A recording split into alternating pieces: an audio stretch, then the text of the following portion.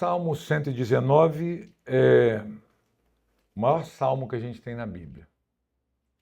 176 versículos compõem este salmo. São 22 estrofes. E nós temos, até o final desse ano, são 22 domingos, até nós encerrarmos o ano. Então eu pensei, como todas as manhãs de domingo nós fazemos aqui uma meditação antes de nós participarmos da mesa do Senhor, da ceia, eu pensei em trazer uma pequena série para os irmãos dentro desse salmo. Nós já estudamos os salmos aqui, pelo menos os 2 primeiros livros dos salmos, nós já estudamos com os irmãos pelas manhãs de domingo. Talvez, a primeira vez que nós olhamos para os salmos e fizemos aqui uma breve exposição foi, se não me falha a memória, que foi em 2018. Nós fizemos aqui uma série expositiva no primeiro livro, compreendemos ali todos os capítulos do primeiro livro dos Salmos. E mais recentemente nós fizemos, acho que há uns 2 anos atrás, uma série aqui também, olhando para o segundo livro, a segunda parte dos Salmos. E um dia, certamente, nós faremos a exposição aqui com os irmãos de todo o livro dos Salmos. Mas até que esse dia chegue, nós vamos caminhando em outras passagens. E o Salmo 119, ele é um salmo especial aqui, para a gente. Como eu falei, por causa do seu tamanho, da grandeza desse salmo. É uma obra-prima da poesia hebraica. Irmãos, como eu disse, ele não é apenas o maior salmo da Bíblia, das Escrituras, com todos esses versos, mas a estrutura desse salmo, ela foi cuidadosamente planejada e ela serve ao propósito de engrandecer e exaltar a própria palavra de Deus. É um louvor à palavra de Deus. E uma coisa que também caracteriza o Salmo 119, não sei se os irmãos sabem, mas ele é um acróstico alfabético. Há no Salmo 119 essa estrutura acróstica, onde cada estrofe desse salmo ela se inicia com uma letra hebraica. No alfabeto hebraico são 22 letras, diferente do nosso, E em cada estrofe desse salmo, a gente tem uma letra hebraica, não apenas introduzindo a estrofe, mas cada frase. Cada estrofe ela é composta de 8 linhas. Então vejam a complexidade que é isso. São 8 estrofes, são 22 estrofes de 8 linhas em cada estrofe. E em cada linha da estrofe, ela se inicia com a letra da estrofe principal.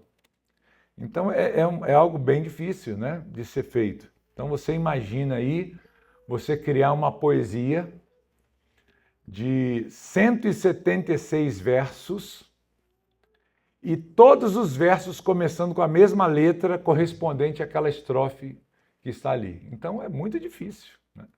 É algo assim, é um desafio escriturístico muito grande. O compositor, ele tem que ter uma habilidade muito grande para fazer isso. Quando foi traduzido aqui para a nossa língua, é claro que isso se perde. Isso acaba se perdendo. Mas eu não sei se os irmãos estão aí com a Bíblia em mãos, mas se você puder abrir a sua Bíblia, então, no Salmo 119, os irmãos verão essa característica. Em algumas Bíblias, está lá a separação. Às vezes está em negrito, às vezes tem lá uma separação, vão sendo apresentadas as letras correspondentes ao alfabeto hebraico. E a primeira que a gente está vendo aqui é o Aleph. Nós seguiremos, os irmãos verão aí que os outros versos vão sendo compostos pelas letras do alfabeto hebraico. E é claro que na nossa língua não dá para ver isso. A gente pega assim o texto, vamos tentar fazer um exercício aqui, para ver se a gente consegue, vocês perceberem a dimensão do problema. Na nossa versão aqui, como é que está escrito? Bem-aventurados os irrepreensíveis no seu caminho. Então começa com que letra aí? Com a letra B. Então esse é o primeiro versículo. Cadê o versículo 2? O versículo 2 diz assim, bem-aventurados. Começa com a letra B também. Agora põe no 3 aí. Começa com a letra N. Não dá, né? Você consegue imaginar o esforço que o autor criou, trabalhou, fez para desenvolver esse salmo? E isso vai em todos os versículos da passagem, né? Então, para nós, isso, de uma certa forma, se perde, né? E a gente não consegue olhar para essa beleza também no sentido escriturístico aqui. Mas eu gostaria de apontar isso para os irmãos, para que os irmãos vejam a importância desse salmo. É um salmo belíssimo que a gente tem na Bíblia. E ele, como eu disse, ele tem o propósito de exaltar a lei de Deus, a palavra de Deus. Por isso esse esforço bem intenso que o salmista se dedicou aqui a fazer na sua mente e é claro, inspirado pelo Espírito, para fazer essas coisas, né? E trazer para nós esses ensinamentos. Então, como eu disse para os irmãos, nós teremos aí até o final desse ano, 22 semanas, 22 domingos, contando com hoje. Se tudo der certo, se a gente conseguir caminhar direitinho e não tivermos nenhum contratempo no meio da jornada, nós olharemos cada semana para uma estrofe desse salmo, ok? E eu intitulei essa série aqui com o seguinte nome, Vivendo pela Palavra de Deus, uma caminhada pelo Salmo 119. Esse é o título da nossa série expositiva e de meditação bíblica aos domingos pela manhã. Nós temos um tempo muito curto aqui pela manhã de domingo, não dá para fazer uma exposição, olhar para todos os momentos do texto e procurar orientar os irmãos em tudo, mas nós vamos tentar fazer isso da melhor maneira possível para que possamos extrair ensinamentos desse texto e sejamos assim, então, ricamente abençoados pelo Senhor. Ok, irmãos? Então vamos olhar para o Salmo 119. Salmo 119. Os irmãos acharam? Diz assim a palavra do nosso Deus. Bem-aventurados os irrepreensíveis no seu caminho, que andam na lei do Senhor. Bem-aventurados os que guardam os seus testemunhos e o buscam de todo o coração. Não praticam iniquidade e andam nos seus caminhos. Tu ordenaste os teus preceitos para que os cumpramos à risca. Quem dera fossem firmes os meus passos, para que eu observe os teus decretos. Então não terei de que me envergonhar quando considerar todos os teus mandamentos. Eu te darei graças com integridade de coração, quando tiver aprendido os teus retos juízos. Cumprirei os teus decretos, não me desampares jamais. Amém. Queridos, esse é o texto que nós vamos olhar e meditar sobre ele nesta manhã. E eu gostaria de mostrá-los, à luz do texto bíblico que nós acabamos de ler, que a verdadeira felicidade está em viver segundo a palavra de Deus. Este é o ensinamento que essa perícope, essa estrofe pretende nos trazer aqui.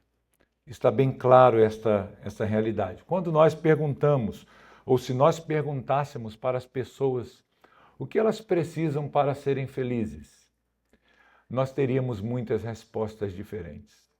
Não é verdade? Se você perguntar para alguém o que faz uma pessoa feliz, ou o que te faz feliz, procure questionar isso a alguém. Você vai colher algumas respostas bem diferentes. Algumas pessoas vão dizer, olha, o que me faz feliz é ter saúde, é desfrutar de paz, a minha vida é uma vida tranquila e eu sou feliz por causa disso. Isso é bacana, né? É bom ter paz, é bom ter saúde. Outros vão dizer, olha, eu sou feliz porque eu tenho uma família linda, maravilhosa. Deus me abençoou com uma casa unida, temente ao Senhor. Então, eu sou feliz porque eu tenho uma casa, eu tenho uma família, um lar constituído, uma família belíssima. Muito nobre isso. Há pessoas que dizem, olha, para que eu seja feliz, eu preciso mesmo de conseguir um trabalho melhor. Os irmãos começam a perceber, às vezes, uma digressão de um propósito mais nobre. E elas falam, olha, se eu tivesse um emprego melhor, ganhando tanto por mês, aí eu seria uma pessoa feliz. Aí eu seria uma pessoa realizada, teria alegria. Se eu tivesse uma casa melhor, se eu conseguisse comprar um carro melhor, então aí sim eu seria uma pessoa feliz. Se nós ampliássemos essa pergunta nesse sentido, perguntando às pessoas o que lhes falta para que elas sejam felizes, certamente nós ouviríamos coisas semelhantes a estas. Pessoas diriam coisas assim, olha, eu preciso alcançar tal coisa, eu preciso realizar tal sonho, eu preciso prosperar nessa área, ou então eu preciso arrumar um casamento, né? Eu preciso de casar, eu preciso encontrar uma boa esposa, um bom marido, preciso ter filhos, enfim, as pessoas iriam trazer muitas respostas, variadas respostas. Mas a pergunta que fica aqui, meus irmãos, quem é, segundo o salmista, a pessoa feliz? Quem é a pessoa mais feliz dessa terra? Quem pode se considerar a pessoa mais feliz dessa terra? E o salmista ele vai procurar responder essa pergunta logo no início do salmo. Nesses 2 primeiros versos, ele procura deixar isso bem claro, assim como nós encontramos lá no Salmo número 1, que já passamos por ele, onde o salmista apresenta que o homem feliz é aquele que vive segundo os caminhos do Senhor. Jesus, no seu mais famoso sermão, ele trouxe bem-aventuranças a certas pessoas. E nós vimos ali várias bem-aventuranças, uma definição de felicidade.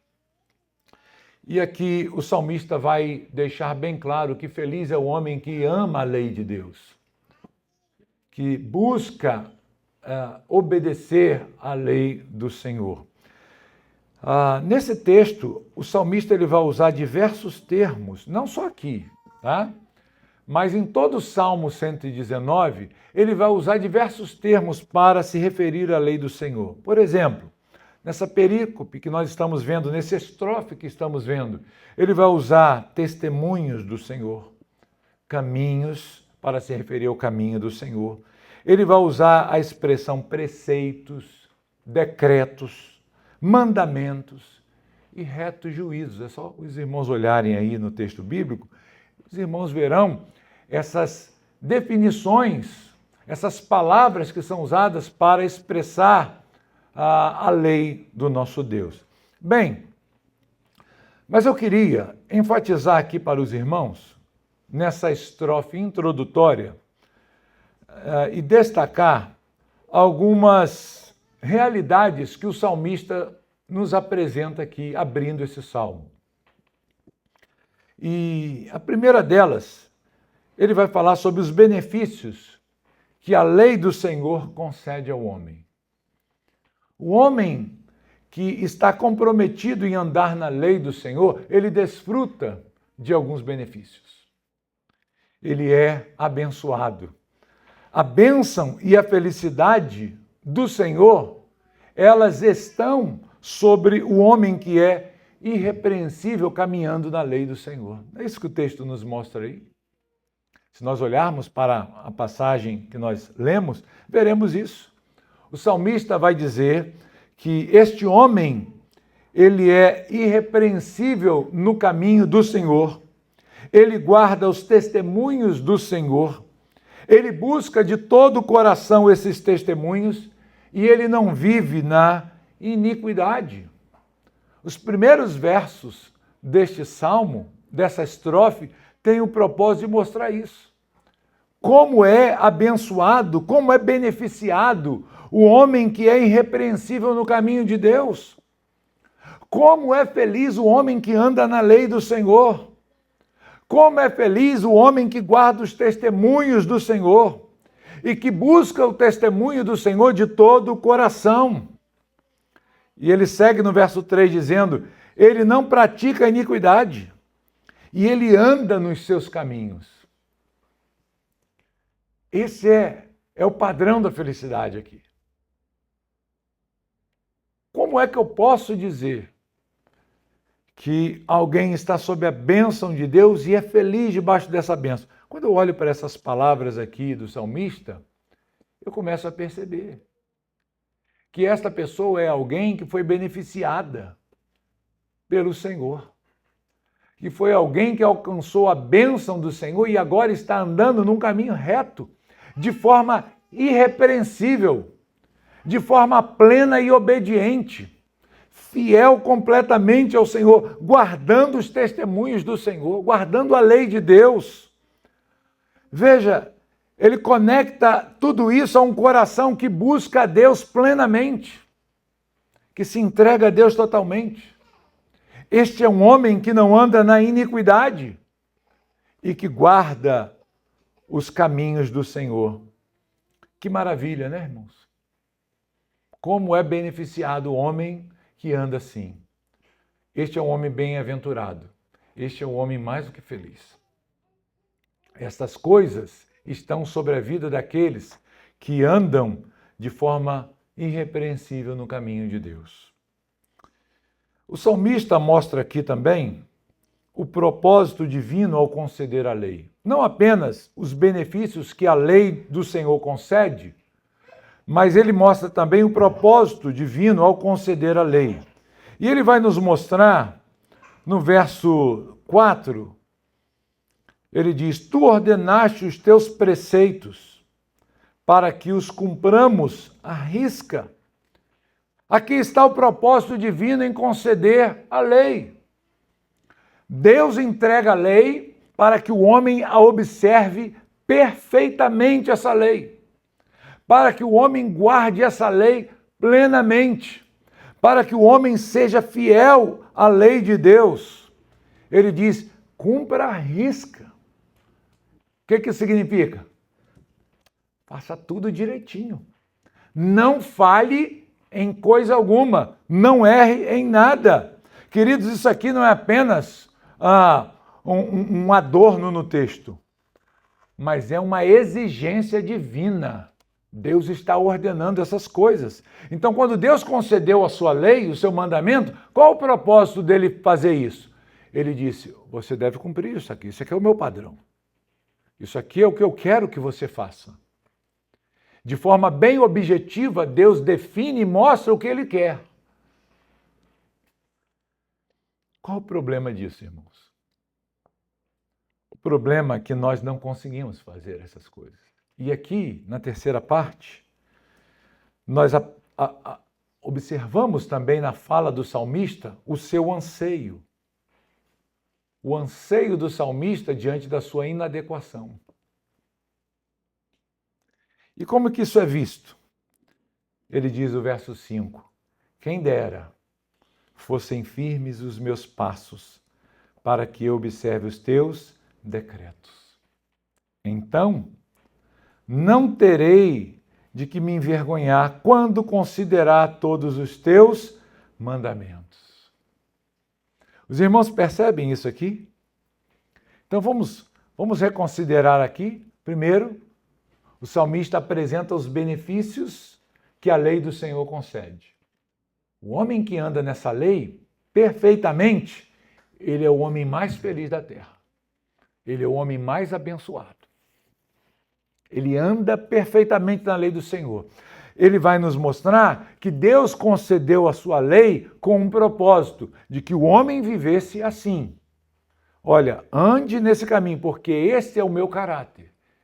Eu me alegro nessas coisas, eu me agrado dessas coisas e eu quero que você caminhe por este caminho. Qual é o problema? É que o salmista vai aqui mostrar o seu anseio, o seu desespero, a sua vontade em observar essas coisas, porque ele está diante de Deus inadequado. Ele olha para dentro de si e ele diz, eu não sou capaz. Portanto, ele diz, quem dera eu conseguisse obedecer a tua palavra. Quem dera eu conseguisse ter passos firmes para observar os teus decretos, Senhor.